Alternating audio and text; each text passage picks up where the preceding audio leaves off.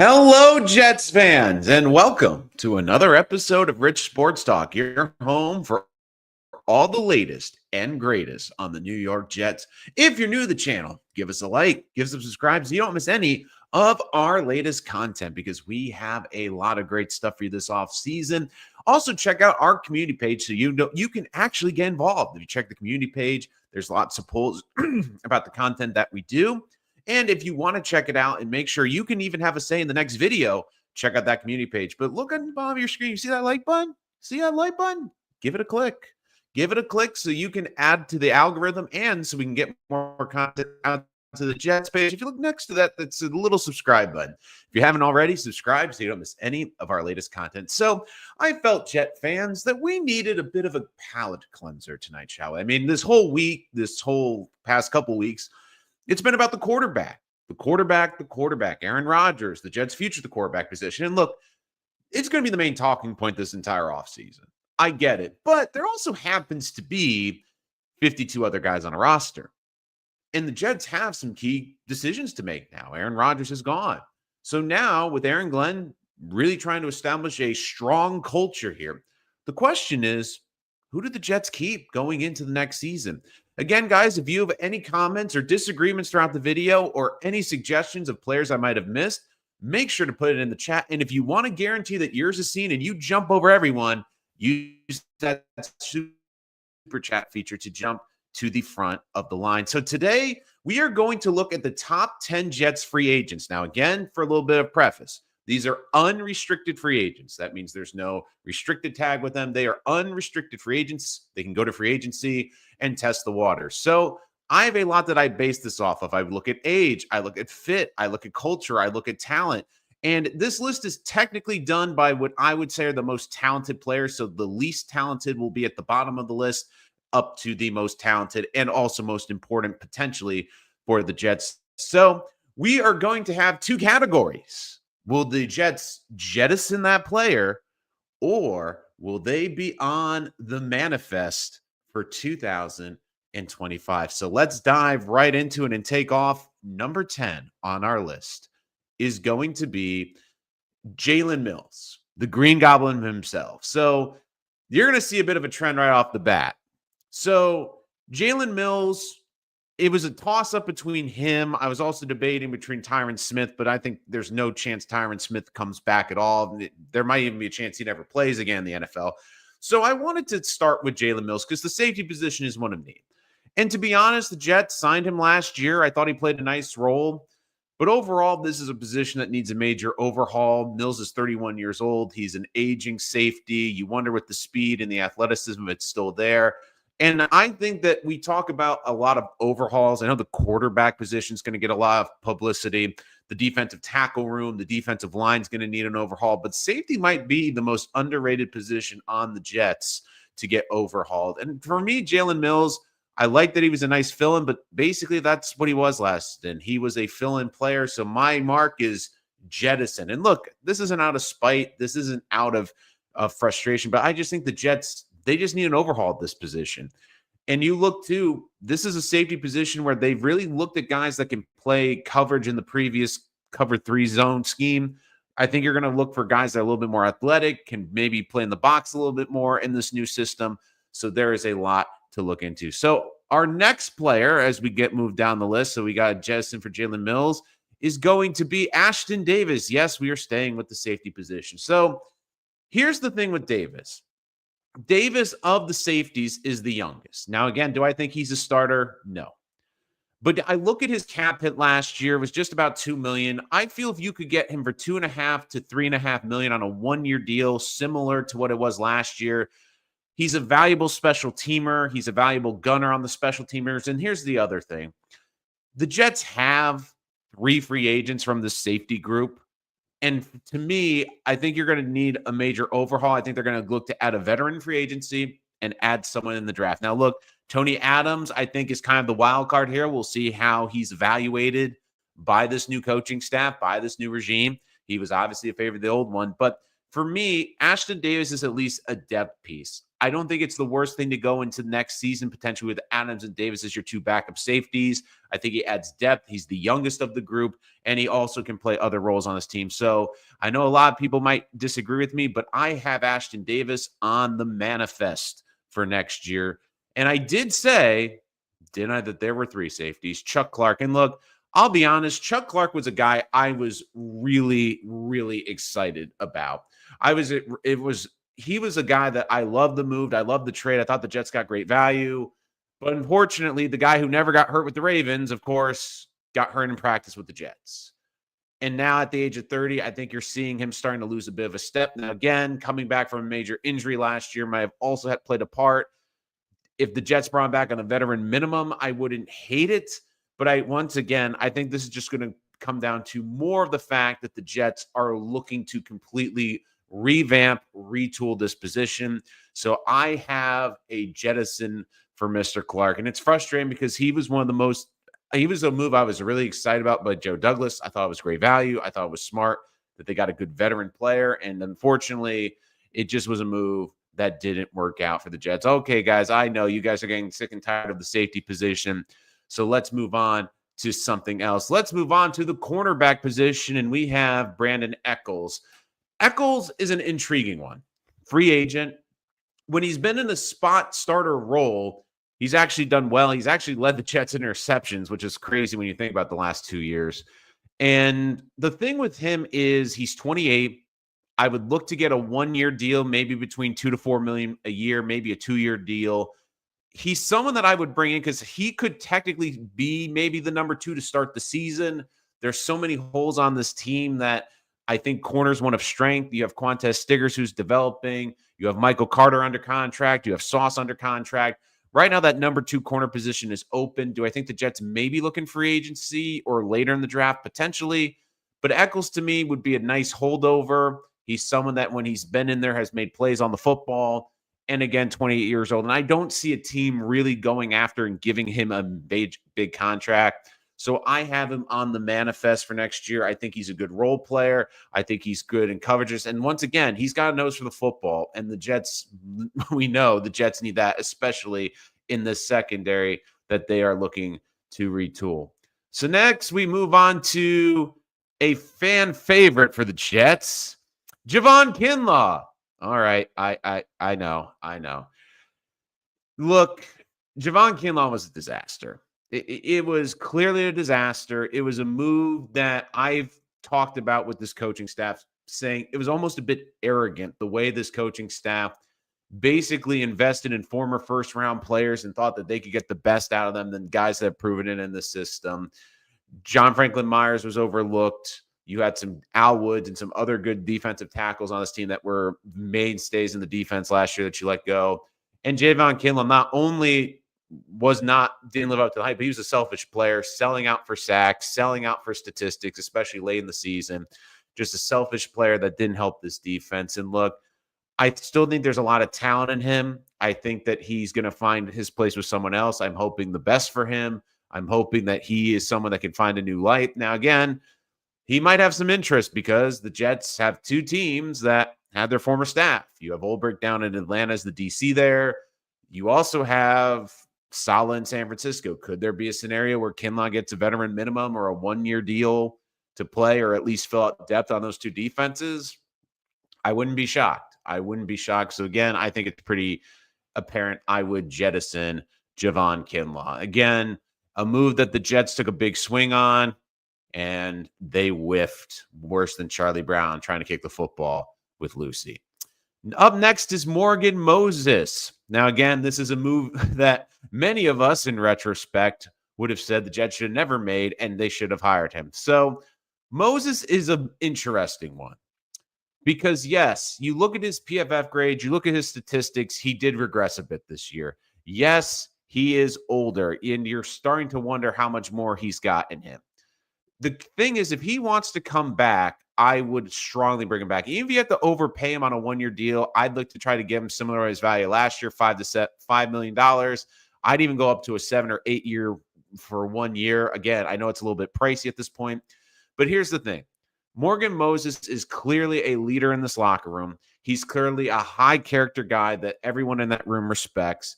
And more importantly, I think it would give, especially this young offensive line, a nasty streak with Morgan Moses. But also, I've been saying this for the last couple of weeks. When I look at this Jets draft, I really think they need to draft a developmental tackle.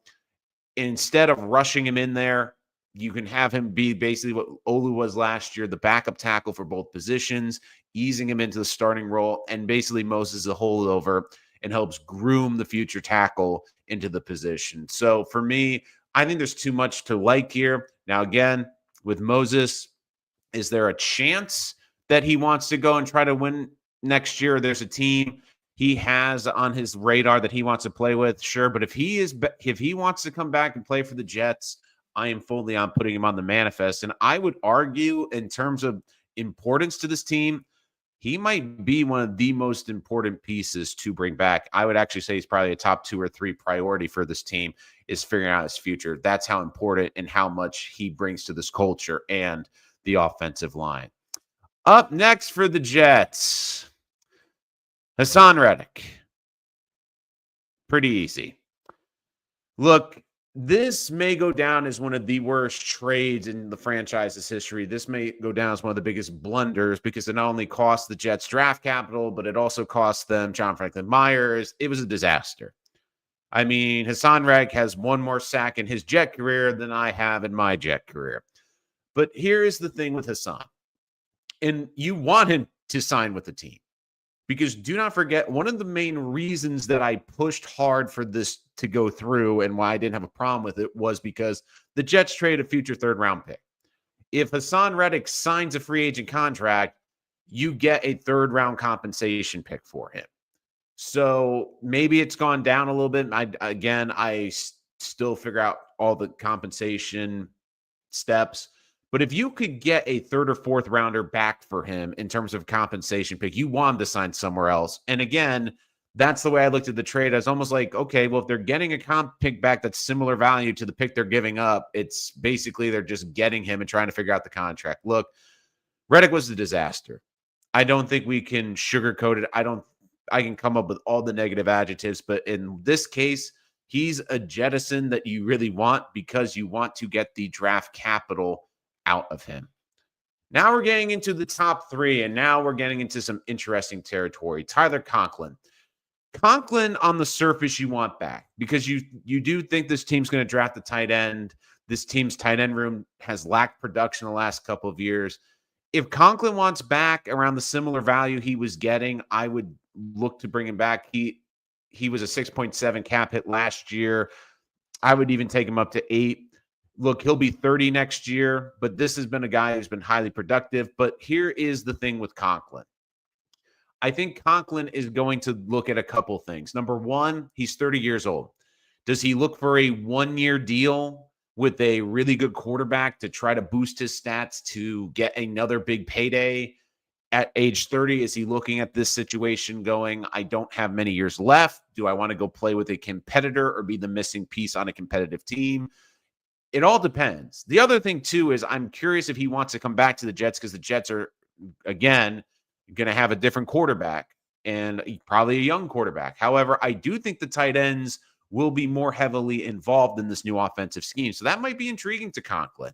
He might be the focal point or one of the main focal points of the offense where, for whatever reason, he wasn't last year, which always puzzled me. So I would like to bring him back. And if in a perfect world, he is on the manifest. And I do think if you can get him for the right price, I would, but it's going to come up more to him. This is the situation where if I'm the Jets, I want him back because it allows me to go and draft another young tight end and develop one. But the big thing is going to come down to what Conklin wants for his future. And again, guys, if you're joining us, make sure to put your chat, give us your thoughts in the live chat. And if you want to jump the line and guarantee your spot, use the super chat feature. All right, we have 2 left. Up next is DJ Reed. Now, DJ Reed, if you were to go back and say what was the best free agent signing of the Joe Douglas tenure, I think DJ Reed is on that short list. Now, DJ Reed, we all know about the Buffalo game where it was reported that he said he wanted out. DJ Reed's going to be 28 years old. He's been a great corner. He's been a great locker room guy. But here's the thing with DJ Reed. I think that he is gone for a couple of reasons. Number one, I think that he has expressed some desire to get out of here, which I can understand. Number two, he's 28 years old. This, as a corner, is his last chance to get a big contract.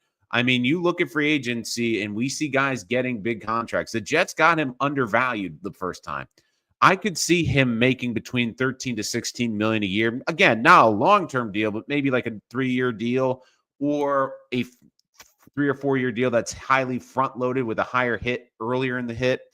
But don't forget, there is one team I would really keep an eye on here, and this is the main reason why I think DJ Reed is gone. I think DJ Reed is gone because San Francisco desperately needs corners. They need corner help. DJ Reed, from all I've gathered, has a good relationship with Saleh. I could see Saleh going to the 49ers and saying, look, we're good on the line. We're good in the front seven. This is the one guy I want you to push for in free agency. Now, maybe there's even some interest from Ulbrich in Atlanta.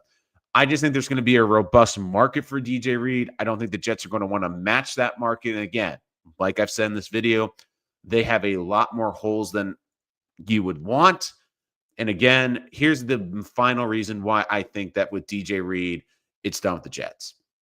You already hit with this move. You got him at 25. You got the best version of him. And most people would say you got better value than your contract. What are the chances now with this player being 3 years older? Is it going to happen again where you're going to see him outperform the contract? The Jets already hit the lottery with DJ Reed once. I think trying to go to that well a second time would be a mistake. And finally, our final player on this read, Jamien Sherwood. Now, if you were to tell me Aaron Rodgers was coming back, my opinion would have been different because the salary situation would have been a lot worse. From all purposes, from what it appears, the Jets, even though I believe they should take the 49 sum this year, are going to divvy it up and only take the $14 million hit. With that being said, I think Jamien Sherwood becomes a priority for multiple reasons. You can't tag him because it's a $27 million tag. However, if I look at some of the guys you're letting go, Jamien Sherwood is someone that I would break the bank for because the two teams I would really be worried about would be Atlanta, and I would also be worried about San Francisco. But here's the two reasons why I think they aren't going to be fits for Sherwood.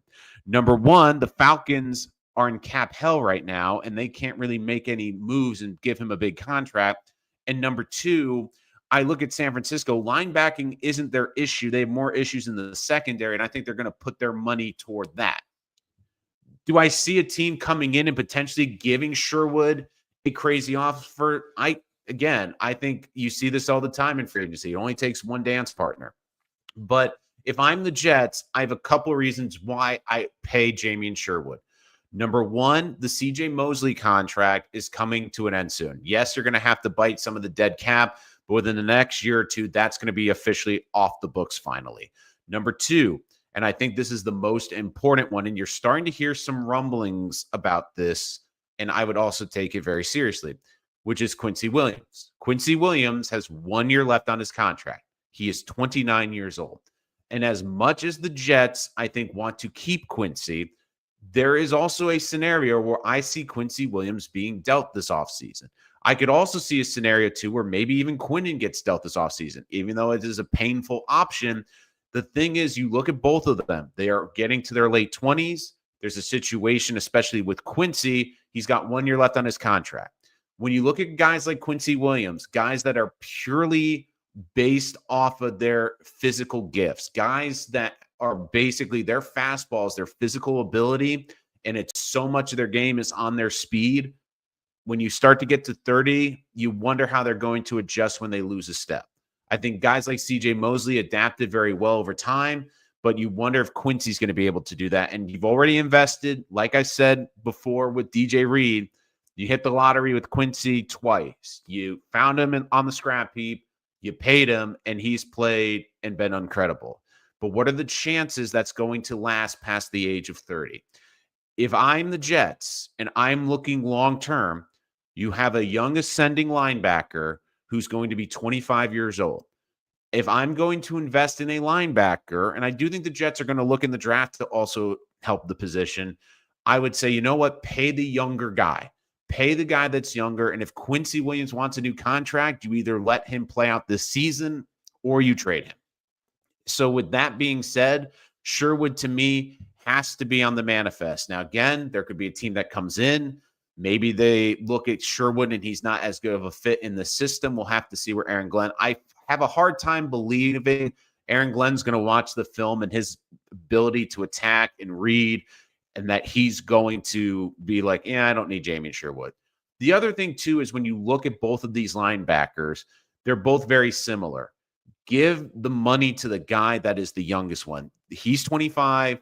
Quincy is 29. You have a longer runway with Sherwood. You have a guy that is still ascending, where Quincy, I think, is still playing at an all-pro level, but you wonder with his speed and his quickness, when that starts to go, is he going to be the same linebacker? And I understand he's such a big presence, and that would be something, especially with Quinnen, to keep an eye on. But right now, if you had to ask me, and especially now with Rodgers not coming back, with Devontae Adams likely not here, now with more cap space, to me, Sherwood has to be the priority. You're losing a lot. You could be losing Conklin. You could be losing DJ Reed.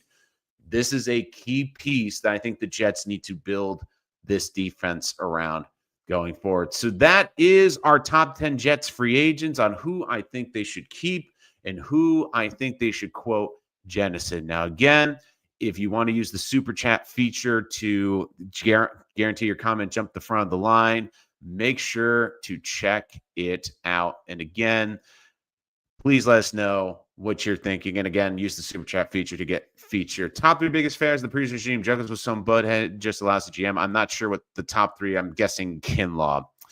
Let's get to some of your comments. Sharon McLean, I'd keep Mills over the others. He played the best and has more experience. Sharon, that is a good point with Mills, but Mills is also the oldest of the 3. And it also comes down to 2. I could see a scenario where I don't think Clark could be here, but maybe it comes down between Davis and it comes down to Mills, and they look at the 1-year deals and they go, yeah, Ashton can do a little bit more on special teams, but Mills is a little bit consistent. We'll know from this coaching staff, but I can see where you're coming from. I can see where you're coming from and what your thought process. Should have traded him 12 months ago. Reed, small corners never fare well in their third contracts. Look, the hard thing with the trade deadline this year was the Jets were all in still. They still trade for Devontae Adams at the trade deadline. It's easy to have that revisionist history danger zone. I get what you're saying. If anything, I think the Jets should have looked to try to trade some of the bigger contracts on the books. But it does come down to with smaller corners too. Like I could see DJ Reed still playing very well at a high level in the next contract. But again, there are times where we thought he was near a Pro Bowl level corner. And again, don't forget, when you're that number 2 corner and you have Sauce Gardner on the other side of you, and for the majority of his time here, guys have been going at him as opposed to going at Sauce. I think he's played very well.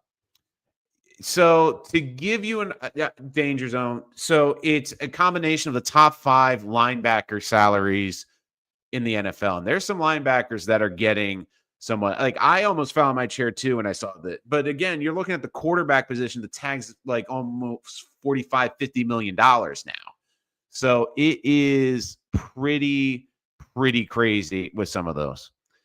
Nolan, if we were to trade Quinn, what compensation would you think we get back? At 27, a top 3 D tackle, sure, we get more than just a first. I think you would get more than a first. But it also comes down to Wild Wave, what you are looking for. Yes, picks are great. But if you could also get a good player and additional picks, I'd also look at that. I could see you doing a combination of getting maybe a really good young safety and maybe getting a good young tight end in a later pick. If you were to trade Quinnen too, and again, I'm going to say this so people don't start hitting the dislike button or blowing up the chat. I am not recommending trading Quinnen Williams. I will be the first to say I want him here long term. I want him to be a part of this team, and he is a disruptive force on this team, and it's almost impossible to replace him. However, Quinnen is a guy at this point that we forget, even though he's 27, he came into this league very young. He has been here through a lot of the regimes. He was here through McCagnon. He was here through Douglas. He's been here through Sam Darnold, Zach Wilson, Aaron Rodgers. Now he's looking at it again. And look, there might be a situation where he might just say, look, I've done my part. I've gotten paid by the Jets. I want to go to a team where I can compete. And if that's the case, fine. And like I've said coming into this offseason, with new regimes, there's always going to be painful turnover because there's going to be usually one or two guys that fans really love that have been keystones of the franchise that get moved. And it's not anyone's fault, but it's just fits. It's just where the guys are mentally, and it's also where guys are at their career. So I'm not suggesting, just go trade Quinnen Williams. But it is something I would keep an eye on. I would not trade Garrett Wilson. I wouldn't trade him for anything. He's young. He's dynamic. I think he'd be a great leader. Not to say Quinnen isn't a good leader, but when you look in the NFL, it's not easy to find a great interior pressure guy like him, but it's easier to find defensive tackles than it is to find franchise quarterbacks or left tackles. And the other thing with this, too, is you got to look at the attitude. And again, I don't think Quinnen has a bad attitude, but he might just be too frustrated from all the years of being here on a bad team. And if that's the case, and Aaron Glenn doesn't think he's bought in and feels like he needs a change of scenery, then we'll see him get a change of scenery. I'm just throwing that out there. And again, here on the Saturday night content, guys, make sure to give us a like, subscribe, and again, use that super chat feature to make sure to get that. What could you see Quincy's return or trade be like after his somewhat down season? I only get a down season. Again, it's a one-year contract. I would say you could get probably a third-round pick. But here's the other way I also get interested with trading. If I'm the Jets, and I've said this a couple of times, so again, if I sound like a broken record, this is why. If I'm a team looking to get draft capital, I'm not even looking at this year. If I'm the Jets, I'm looking at 2026 because I think it's a deeper class and it's got all the quarterbacks. And if a team that's looking to compete now feels like a linebacker's a missing piece, maybe the Jets can also throw in like maybe a fifth rounder or a day 3 pick to make it a second round pick. And maybe it's for 2026 because teams are not thinking that far ahead, or great teams aren't thinking that far ahead. And maybe the Jets can get ahead of the game and get extra draft capital for the long term. And again, guys, yeah, Mills, I do like the attitude for Mills. I could see Mills being back. But again, the reason I leaned toward Ashton was because of the ability to play the special teams positions. Again, I'm not saying why are we I'm just saying it could be a possibility. It could be a possibility. If you had to commit to one and haven't already seen one play for a few years and maybe Sherwood's ceiling still being determined, would you rather commit to Sherwood or Quincy? Can only pick one. It would be Sherwood. Look, I think Sherwood's tape's been really great. I think Quincy, again, has also been great too. But the thing with Sherwood, though, is he's younger. Like, I rather invest in a guy that's 25 than 29. And especially guys that are built off of speed. And I understand that there's not great coverage, but also you need a complement. You need someone that can fly off the handle. I think you can get a good cover linebacker as a complement to one of these guys. And the other thing with both of them that I think is a very good point, I think you're in Danger Zone are kind of looking at it, is they're very similar. They play a very similar style. And again, both are a bit smaller. You can see them get kind of bullied in the running game in some situations. And last year, there were times where they played well, but there were a lot of times when both of them were on the field and they could get overwhelmed by bigger bodies. So I think you need a bigger body linebacker out there. I think when you saw CJ out there the last couple of years, they gave them the free range to play that weak side linebacker. Now, the big thing is also with Aaron Glenn's system, primarily it's a 4-3, but you're going to see multiple fronts, even some 3-4 looks in there. You could see them maybe playing a little bit more in the middle as well. It just, to me, if I had to pick between them, I would go and invest in the younger guy, Danger. So again, a lot of good content tonight. Again, keep those questions coming. Hit that like, subscribe, and also make sure to use that super chat feature to jump to the front of the line. All right. Frustrating. We have to overhaul this defense again. We need Kyle Hamilton. We need a D tackle. But the good news is, though, this is a very deep D tackle class. Very deep.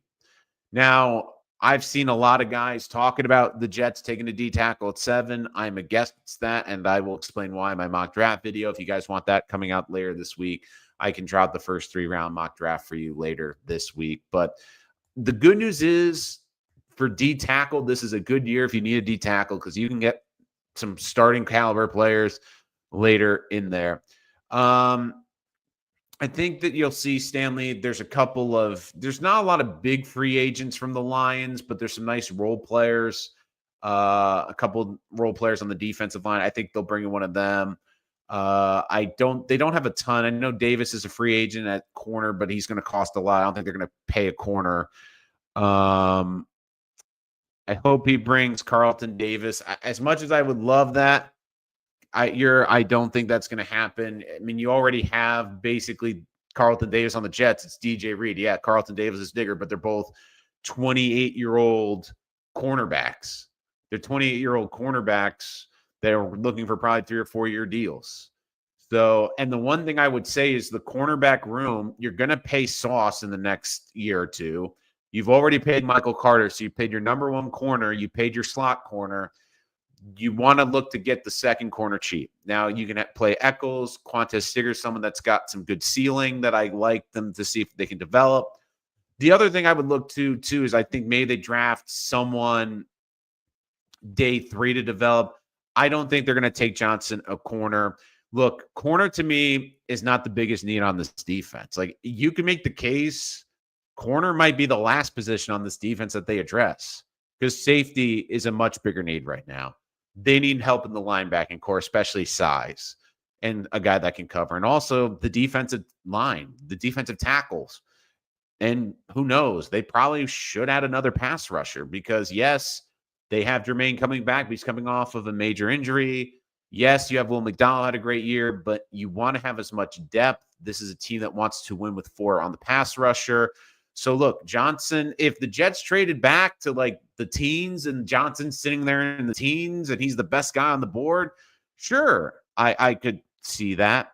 But this is someone that I look at too, and I get he's going to be cheaper, Daniel.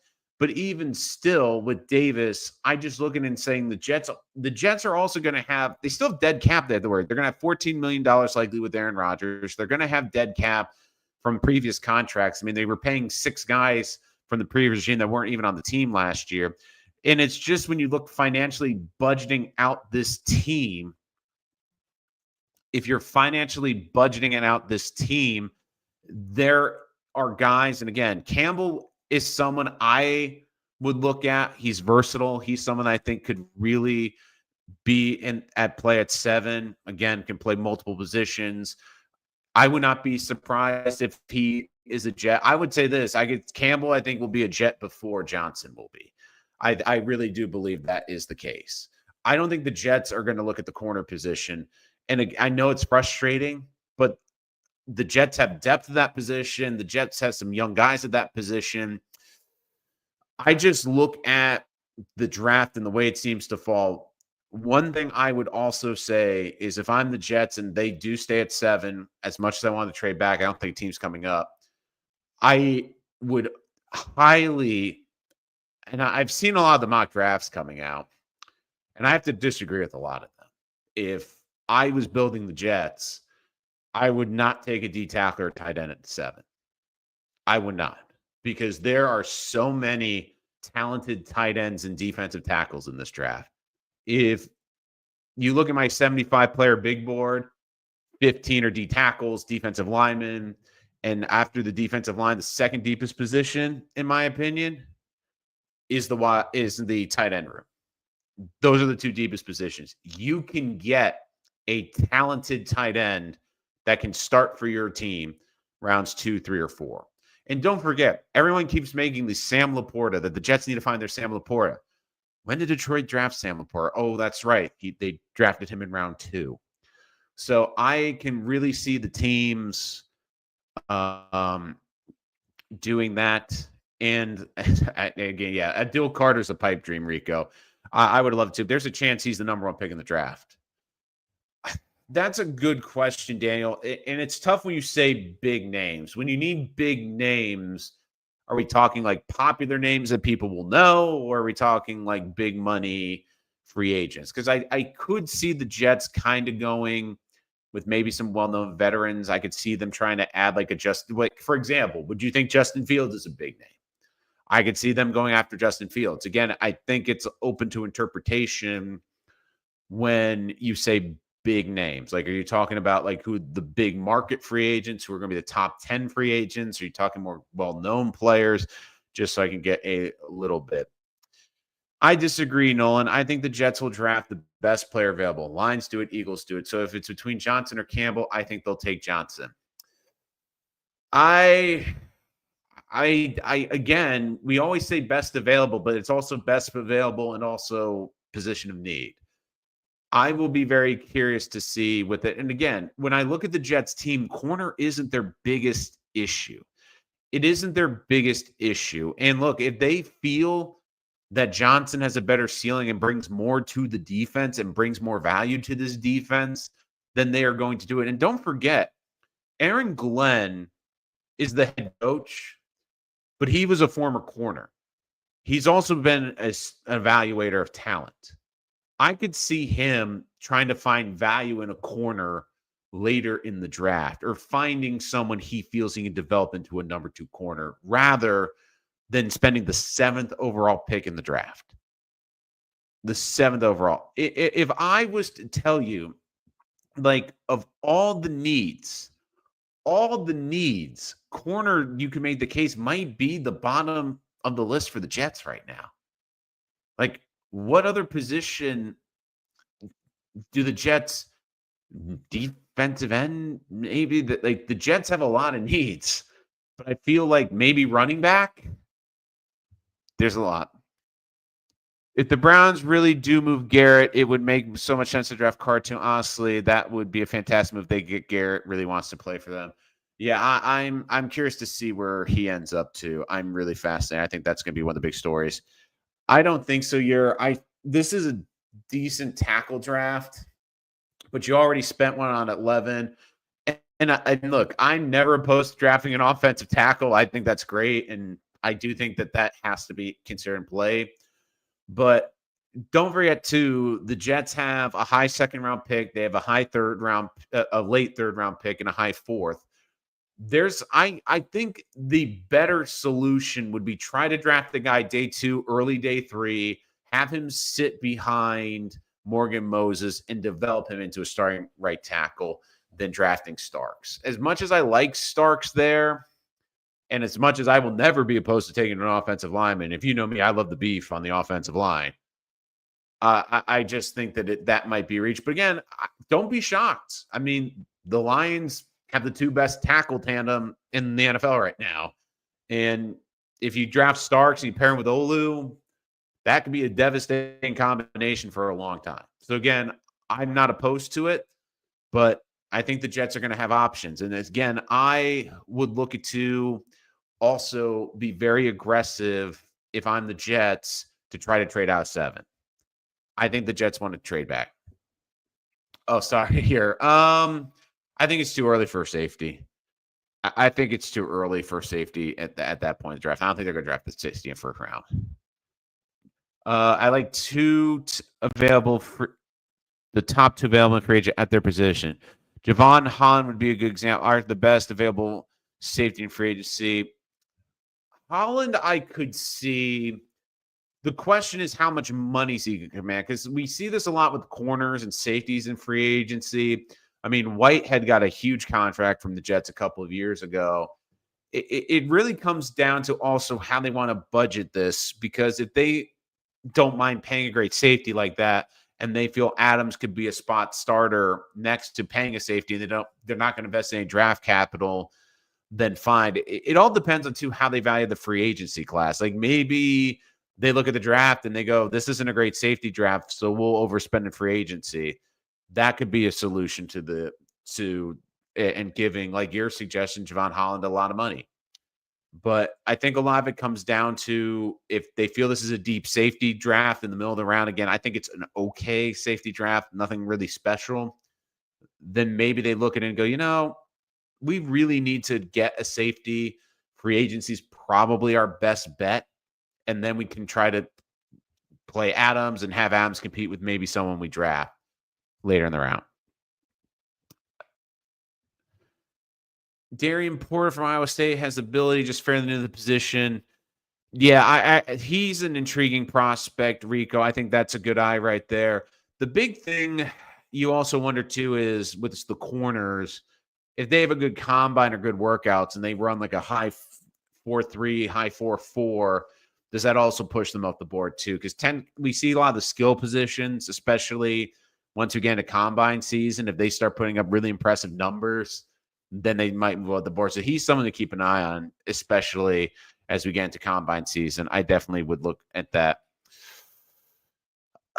James,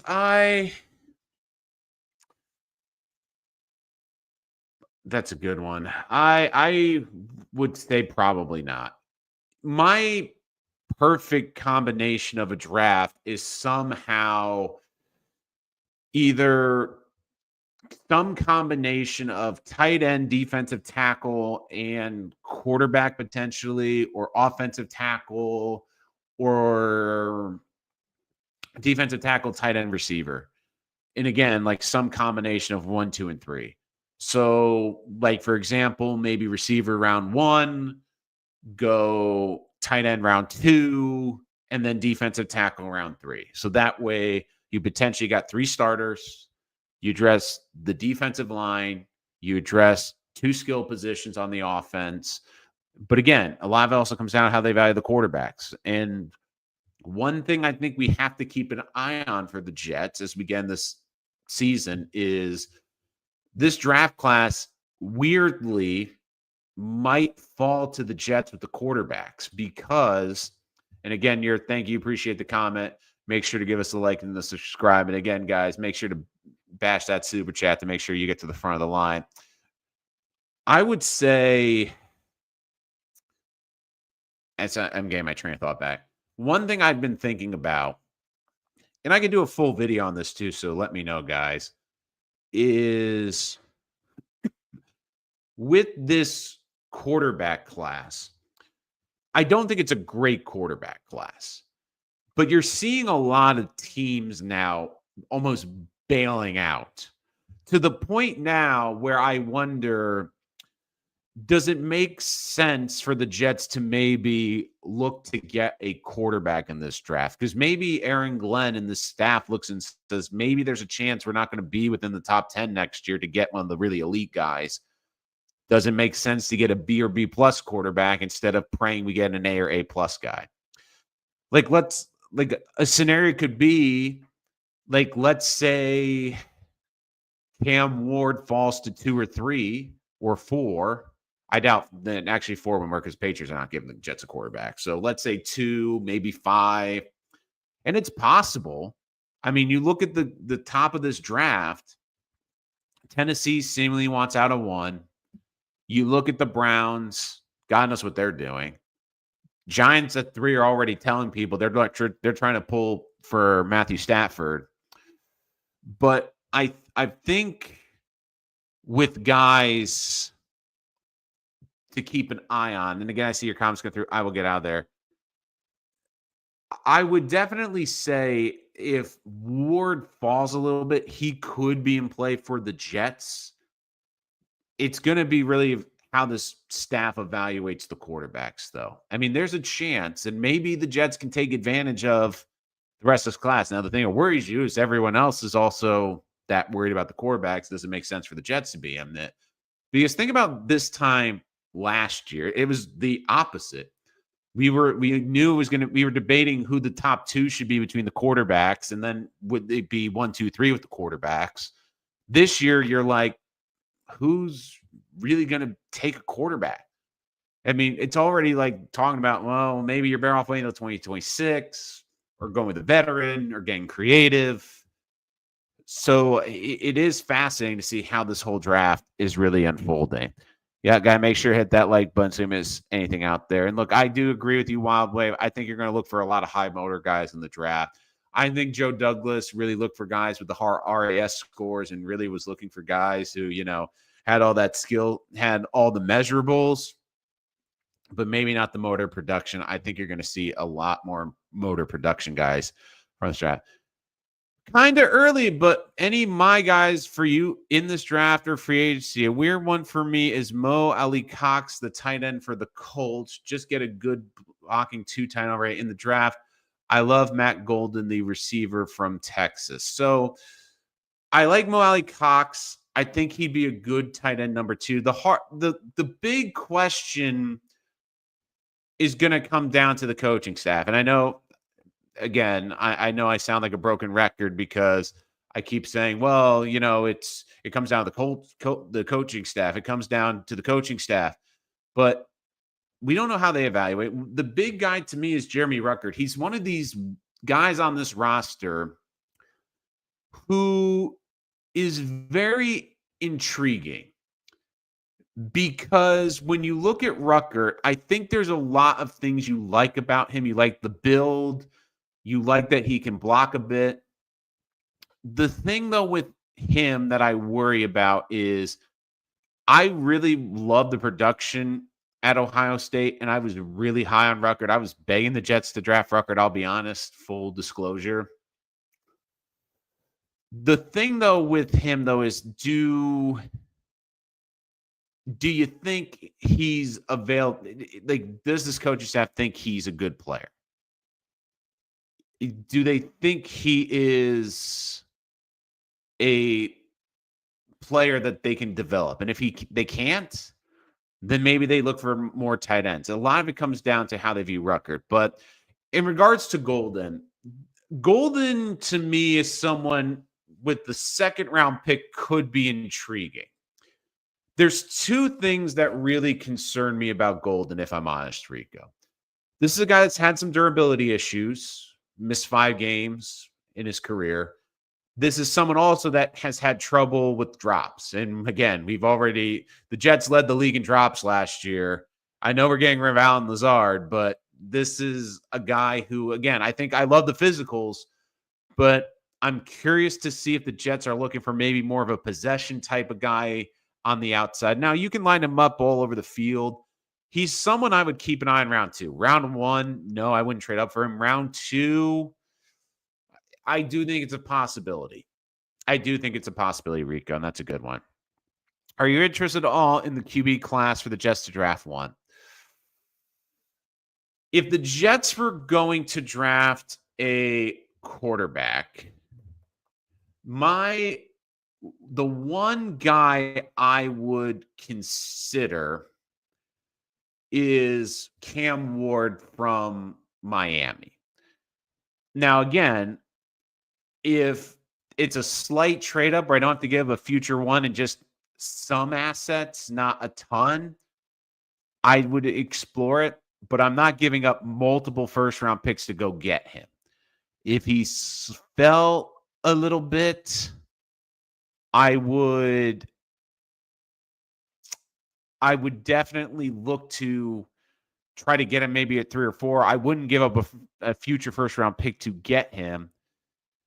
The big thing with him is I like the playmaking ability. I like the size, more traditional, about 225 pounds. Playing some big games, good arm. The thing I worry about, though, is he drifts sometimes in the pocket, gets out of his mechanics, and sometimes he has the one thing that really concerns me, and I hate to bring up this example again because I think it's not a great one, but he kind of reminds me a lot of a little bit of Zach and Daniel Jones in the sense that those were guys, when you watch their film back, they didn't have a sense of urgency sometimes in the pocket. And you have to have that alarm bell that tells you, okay, I got to get out of here. Okay, it's time to throw it away. Okay, it's time to check it down. Okay, the play's over. I got to make the best of a bad situation. And there were times last year where I felt he held on to the ball too long and it made a mistake. But again, if he's there at like 3 and the Browns call the Jets and say, look, give us your third rounder, which is late this year, maybe a 2 next year, maybe a 4. Again, that's even a little bit pricey, but you don't have to give a future first round pick or something ridiculous. I might consider it. Might being the operative word.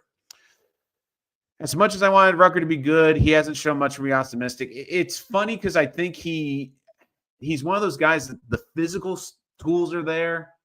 I just don't think he's put it together there, Daniel.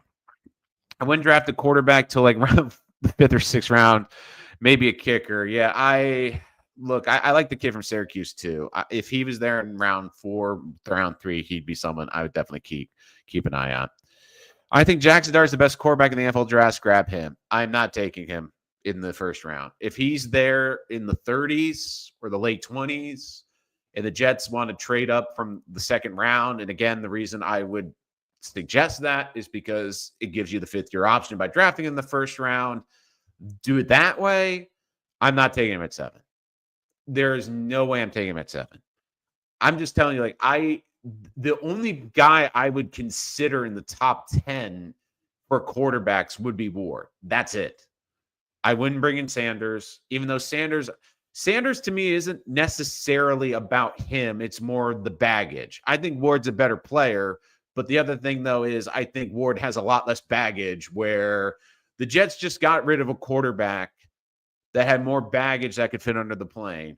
And now you want to bring in a guy that's going to need a whole separate plane for baggage just because of who his father is.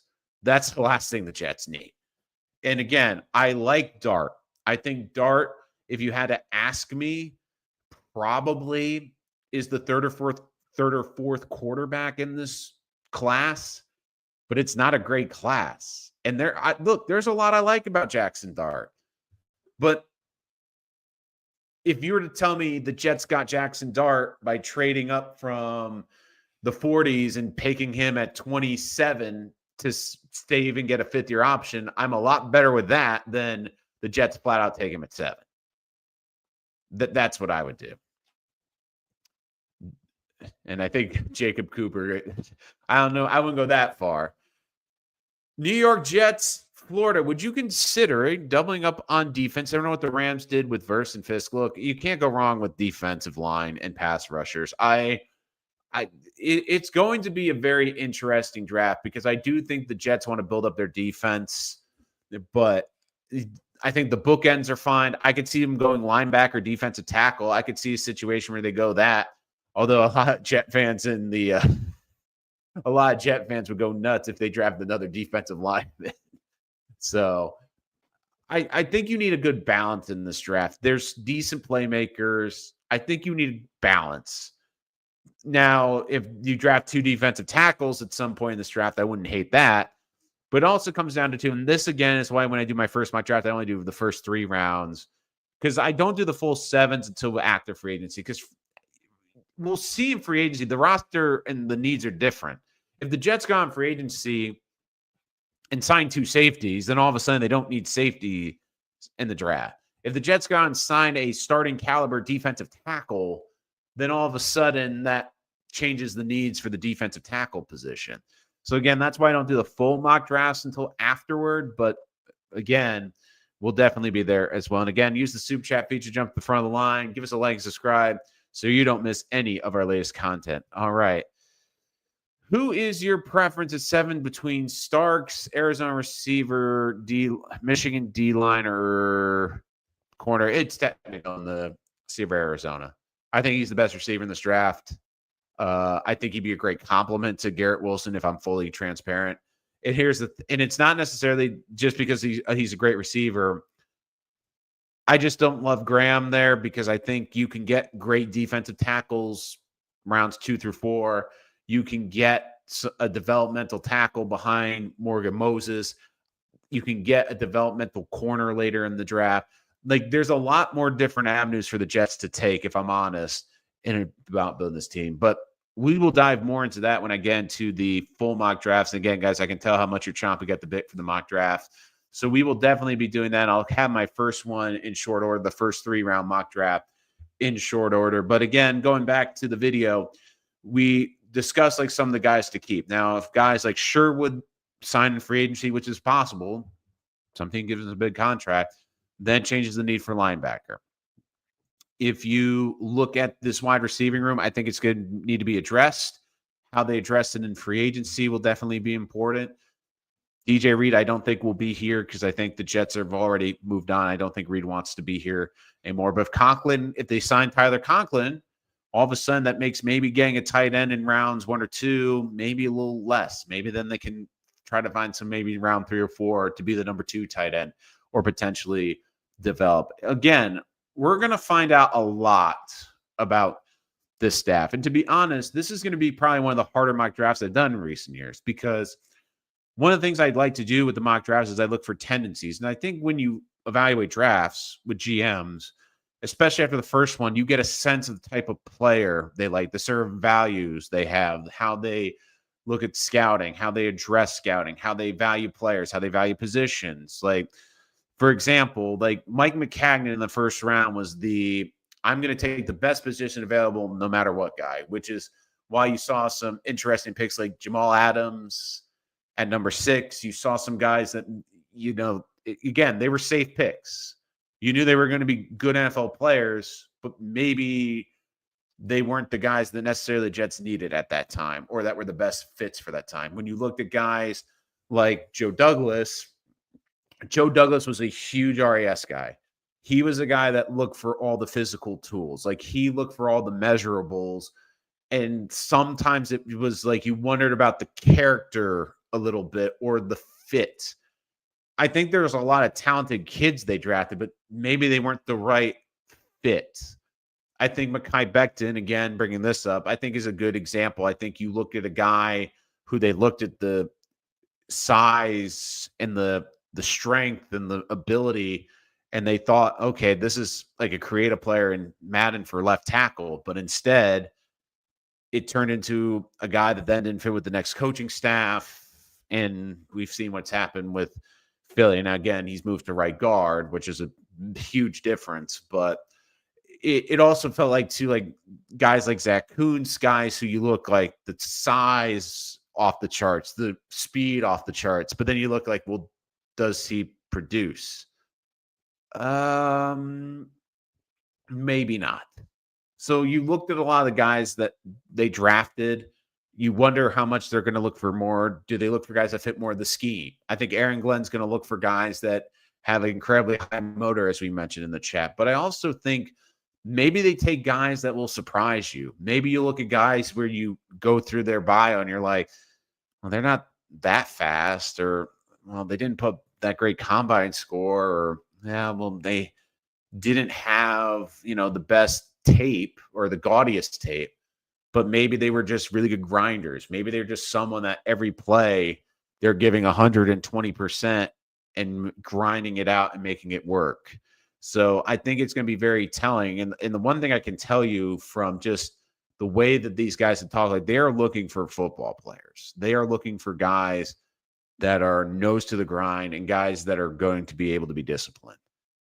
They're looking for guys that are culture guys, that are locker room guys, and guys that are tough SOBs. That's what I really think you're going to look for this in this draft.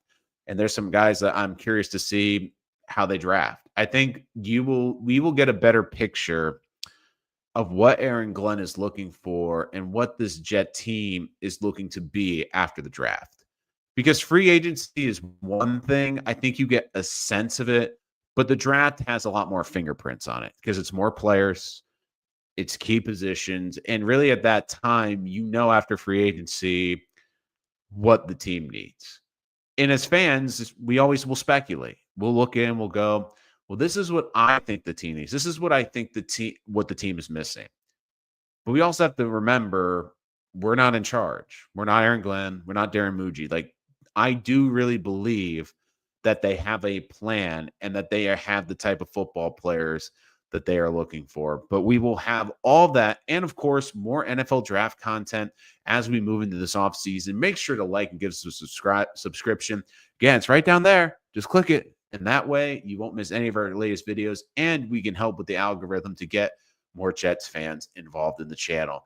Now, again, if you have ideas for videos, give us a comment. If you're joining us after the live stream, comment below and check out the community page. We'll have polls there from time to time asking about certain content that you guys want to see. And again, you guys are important for this too, because you get to contribute and you get to pick what you want to see on the channel. Again, guys, thank you so much for joining us here as we went over guys who could be a part of the Jets 2025 future, who are on the bubble right now as unrestricted free agents. Lots more this offseason to come. We'll talk the draft. We'll talk quarterbacks. We'll talk free agency.